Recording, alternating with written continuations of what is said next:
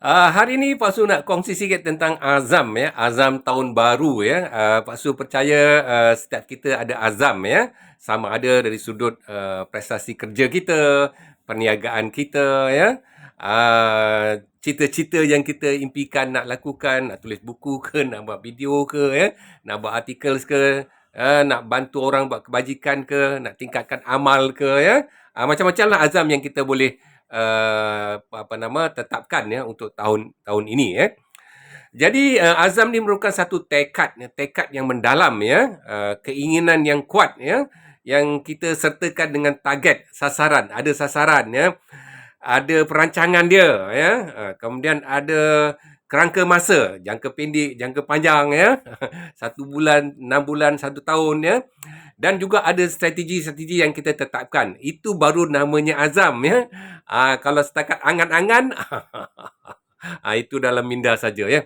Baik, ada 6 sebab kenapa kita nak kena buat azam ya. Yang pertama, azam ni sebagai satu niat yang baik. Niat yang baik ni dapat pahala ya, sebagaimana dalam hadis diriwayatkan oleh Imam Bukhari dan Muslim ya.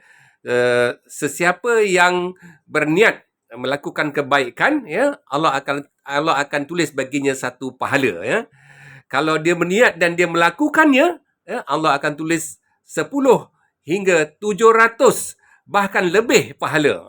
Begitu sekali ya. Jadi kita niat dia, kita azam nak buat satu kebaikan ya, Allah Taala dah bagi pahala ya. Kalau kita buat, diganda-gandakan lagi pahala tu ya. Satu. Yang kedua, azam ini sebagai satu muhasabah diri. Kita kena menilai tahun lepas macam mana. Tahun lepas berapa kali kita khatam Quran. Ya. Tahun lepas berapa banyak kita buat video. Tahun lepas berapa banyak kita buat untung. Tahun lepas berapa banyak kita berinfak. Itu kita penilaian diri. Yang ketiga, membantu kita untuk sentiasa istiqamah ya, dengan perkara-perkara yang baik. Yang keempat, meningkatkan motivasi diri kita. Yang kelima, kita membina disiplin dan komitmen dalam kita nak melakukan sesuatu kebaikan ya. Dan yang keenam, menjadikan hidup kita lebih bermakna. Itulah kepentingan azam dalam kehidupan kita. Jangan lupa tetapkan azam yang baik untuk diri anda, keluarga anda, kerjaya anda dan untuk masyarakat. Jumpa lagi. Terima kasih.